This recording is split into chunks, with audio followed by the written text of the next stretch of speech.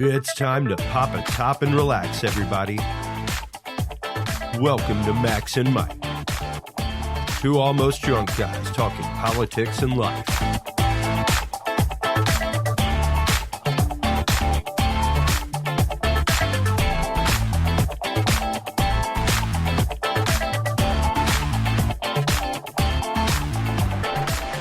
Hello, everybody. It's Max Miller here again with his buddy Mike. Hi, Mike. How are you?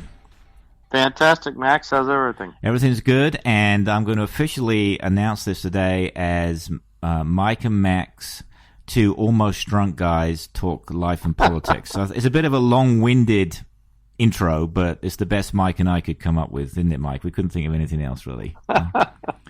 Well, the truth hurts. That's right. It is the truth, and seeing as we are drinking heavily right now, what do you have today? Well, I always have my Crown Royal. Oh, okay. All right.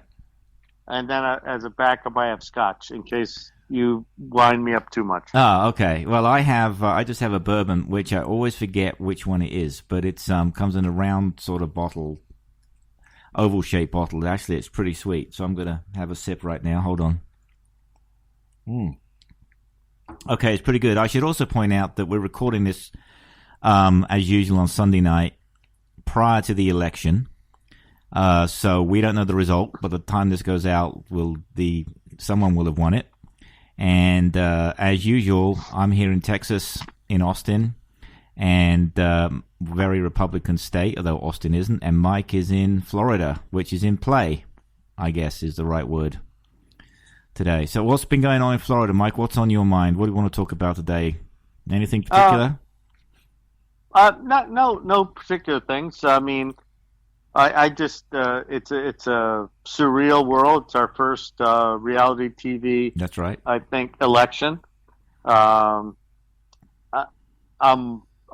disturbed that I have to pick between someone I completely distrust and someone that I completely don't like. There you go. And, well, here's the thing, right? There's 350 million people in America. How did we end up with these two? Is a question we should all be asking. Yeah, right? Yeah. Let's go to the lotto system. Exactly. Where that would be great. But I it's fascinating because you talk to so many people out there and. There's these no Trump people. There's these I want to kill Hillary people. It's so sad that we don't actually have a reasonable choice, but we are where we are. We are where we are, and I think Hillary's going to win. I don't think there's any debate. She's going to win, but I don't think people are going to like it. I agree with you. I actually think that I hope that if she does win, or in the one in whatever chance he wins, right? That everyone says, you know what, I believe in democracy. Yes, and there you go. I think there's good checks and balances to find a way to make this thing work, and I think it's okay if she wins. I'm not happy that she likely will win, because I just fundamentally disagree that we should accept someone that has this little integrity, but it may still be the best of two evils. There you go. I would hate to say the word evil, but yeah, you're probably right. Because as we're recording this Sunday evening with our drinks in our hand, as usual, Comey has just announced, the FBI director has just announced that, guess what, there was nothing there after all. And to my mind, he deserves to be fired or resign quickly. He's politicized the FBI. And it may not have been his intention, but even if that wasn't his intention, it just shows incredibly bad judgment in my view. Almost as bad a judgment as your taste in liquor, by the way, I should point out. Man, it's not that good. The thing that I disagree with you about is that this isn't about whether you agree or disagree with him. These are fundamental problems she has. She is very distrustful. I'm not saying criminal because I don't no idea, But this is a woman and a family that has led a life that really believes that whatever they do is okay. I'm not saying it's evil intents because I don't think that's it. But I think they feel like they're just above the fray. And that the elitism that they profess to protect is actually what they are. And that's really disturbing, and I don't like it. I just fundamentally don't like it. And it's not even about policy. I think there's some policies that she and Bill and the Democrats have that are phenomenal policies, but it's just fundamentally wrong. I agree. And we should not accept this kind of rule of law, this kind of democracy. It's not democracy. It's some form of it, but I don't like it. You're talking about how they were selected, right? How Hillary was selected as the nominee versus Bernie Sanders, for example. That's what you're talking about?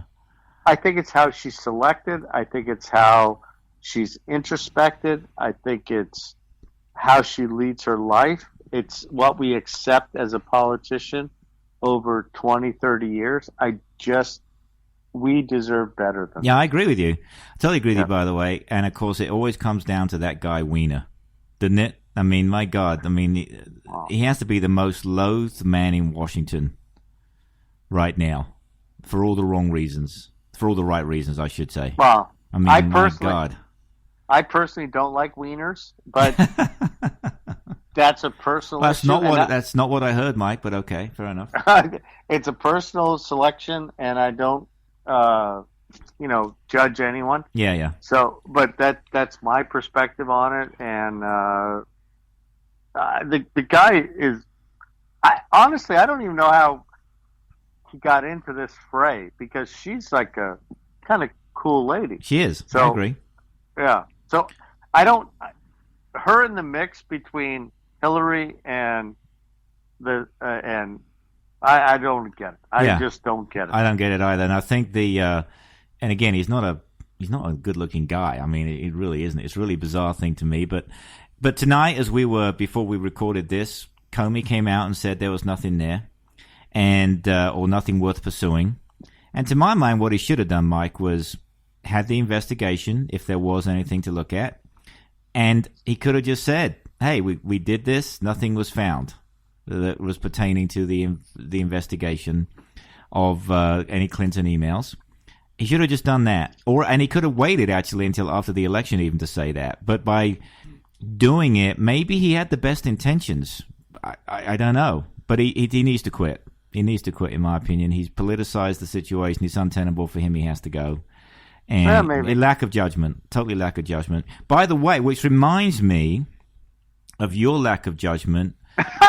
No, it's true, man. When you got us pulled aside in Australia, we were going to Australia to play a bit of golf and to some meetings. And I'm going to set this up for everybody so then you can explain yourself, because I never really actually got to the bottom of this. So we're flying into Melbourne. It wasn't Sydney, it was Melbourne. And we're standing in line to go through, it wasn't customs, it just would have been immigration at that point, I think. And you and I were together.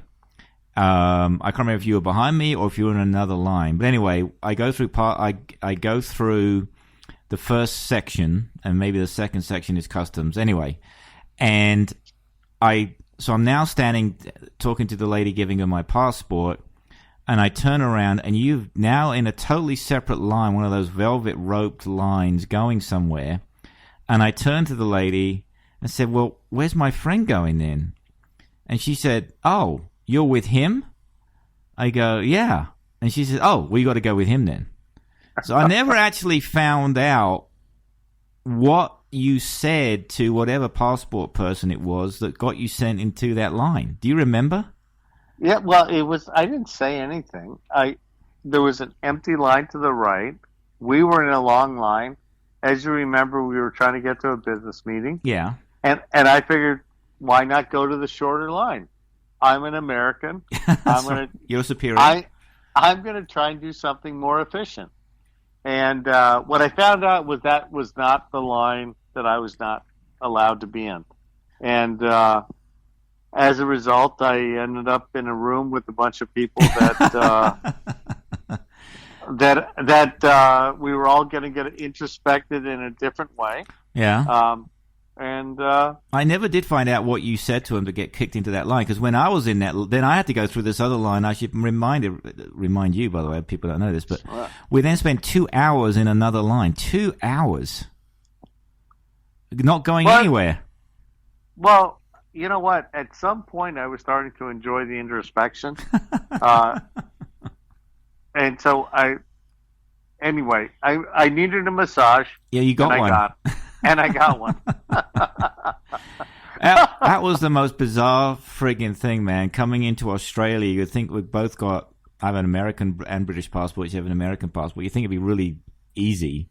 And somehow, I don't know what you did, we got pulled aside. It was the most bizarre thing. No, it was my fault. I jumped in a line I shouldn't have jumped in. And that the customs officials didn't like that move, and it was what it was. And you paid a price.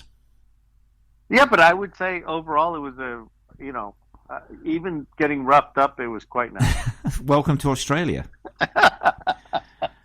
So the rule of law, I should point again, right? The British common law was protecting you. I'm sure had you had to go and appear before a judge, I'm sure the rule of law would have stood in your favor. They would have given you a court-appointed lawyer or something.